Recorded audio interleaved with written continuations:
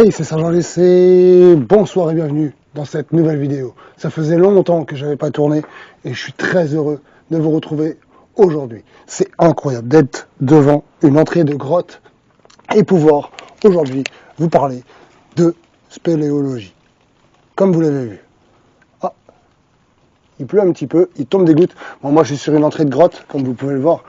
Alors je peux observer au loin des champignons et tout, vous n'aurez pas tout forcément à la caméra, mais il y a quelques petits champignons, une entrée de grotte.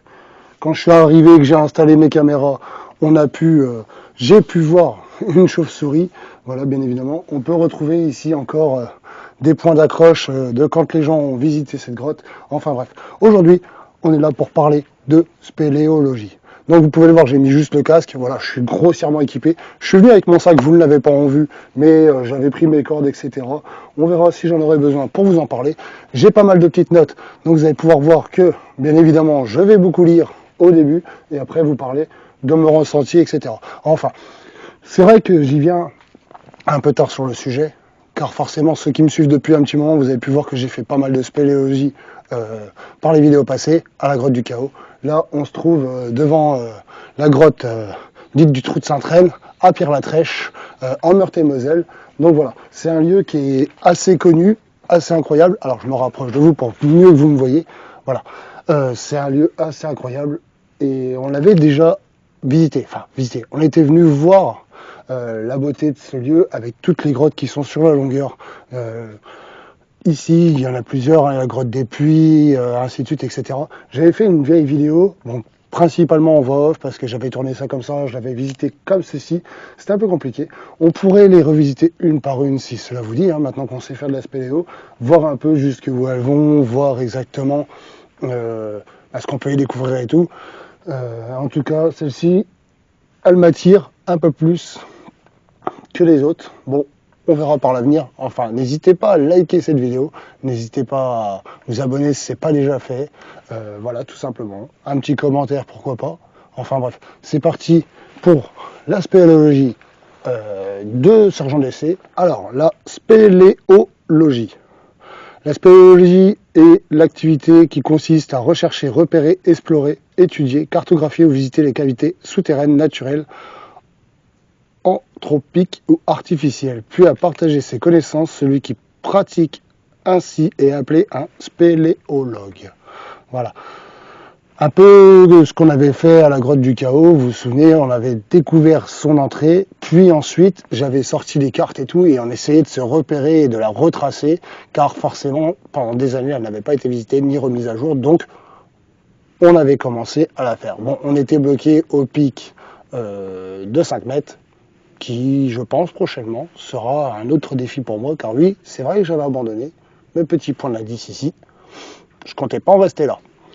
Enfin, la spéléologie est donc une activité à multiples facettes, scientifique, sportive, technique, contemplative. Elle se pratique principalement dans les régions karstiques, cependant les spéléologues s'intéressent aussi aux cavités tectoniques volcaniques, tunnels de lave, glaciaires et anthropiques, carrières souterraines, habitats troglodytes souterrains, qui sont qualifiés de pseudo-karistiques.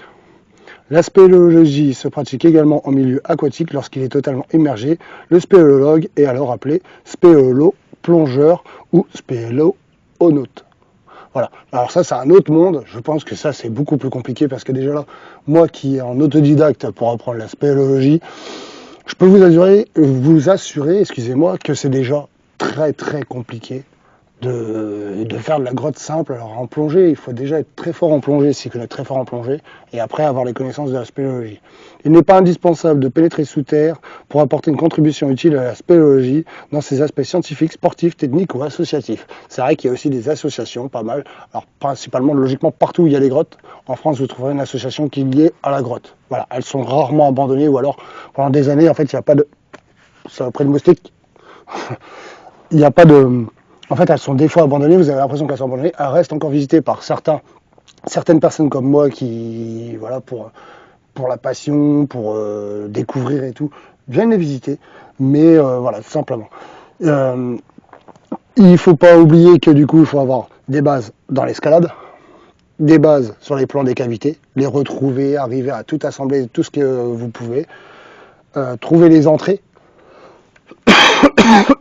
excusez-moi, trouver donc les entrées, comprendre comment fonctionne le plan de la cavité, par où aller, savoir se repérer, utiliser les boussoles, savoir avancer tout en sécurité et se dire j'en suis ici, etc. Savoir calculer tout ça. Au niveau des animaux, ben, bien évidemment, il peut y avoir des chauves-souris qui sont protégées, des araignées, il peut y avoir aussi des fois des petits insectes, etc., des petits lézards, et j'en passe, hein. Il faut savoir se renseigner sur la possibilité de ce que vous pouvez trouver en grotte, des champignons, etc. J'en passe, hein. La faune, la flore, tout. Euh, je vois aujourd'hui, par exemple, pour anecdote, un peu plus loin sur le chemin, parce que je m'étais arrêté plus loin que celle-ci, j'ai été faire un petit tour avant de venir me poser là. Je suis tombé sur 2 chevreuils qui étaient en train de se nourrir tôt le matin. Voilà, vous voyez, il faut savoir ne pas déranger aussi trop la faune, la flore et tout ce qui se produit autour de ces grottes dans les forêts. Il faut aussi être équipé de lampes, de casque. Donc là, vous voyez, j'ai 2 lampes, le casque. J'ai des cordes, bien évidemment, sur mon sac. Ça, vous l'aviez déjà vu dans mes précédentes vidéos. Je referai certainement une vidéo sur l'équipement pour la spéléologie. Il faut savoir aussi étudier le type de roche, comment elles se maintiennent, le sol, l'eau, parce que souvent, il peut y avoir aussi de l'eau dans les grottes.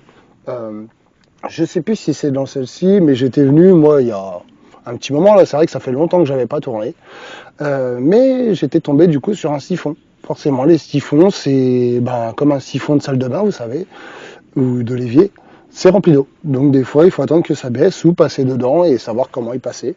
Il y a aussi les risques à prendre en compte. Il faut savoir que les risques sont très importants quand vous avez, je reprends ma vidéo sur le Hapic à 5 mètres dans la grotte du chaos. Il faut savoir prendre en compte les risques, hein, de se dire mince, si là je tombe, comment je fais, etc. Il faut savoir prévenir des proches pour se dire je suis rentré à la grotte, si à telle heure je ne suis pas ressorti, préviens les secours, faites en sorte de mettre des démarches, etc. Moi je sais que je préviens toujours quelqu'un sur où je suis, combien de temps à peu près je vais mettre, et si jamais il y a le moindre problème, c'est vrai que dans ces grottes-là, vous n'avez pas de réseau.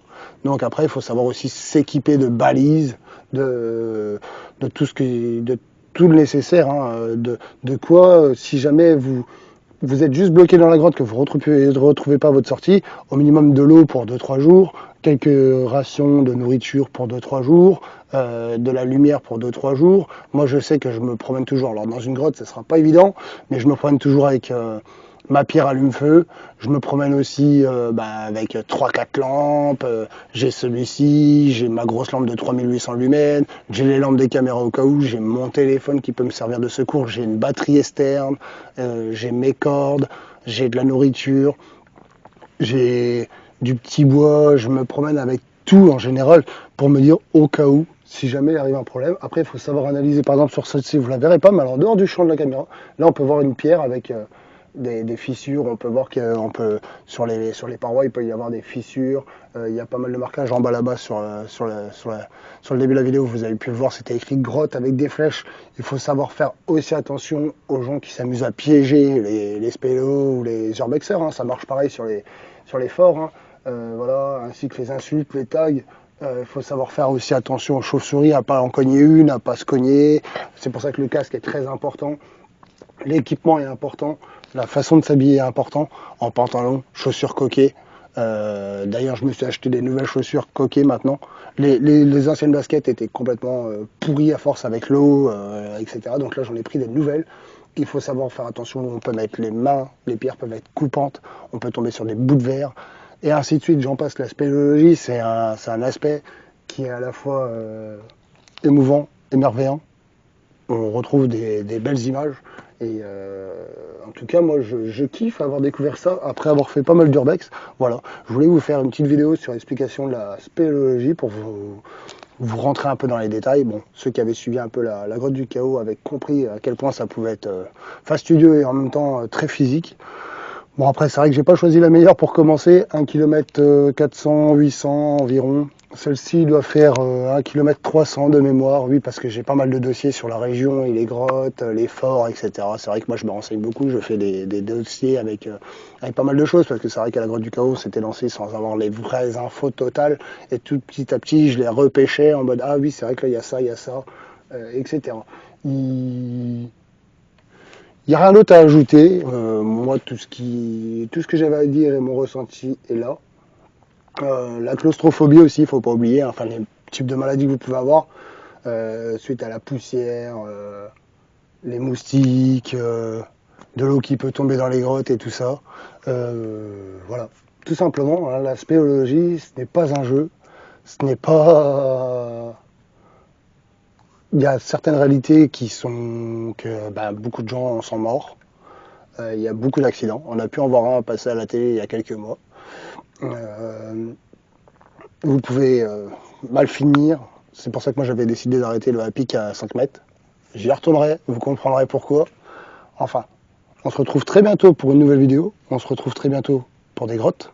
Alors, encore une fois, n'hésite pas à t'abonner, à liker cette vidéo pour me soutenir. Et c'était Sergent DC pour la spéléologie. Des bisous, au revoir.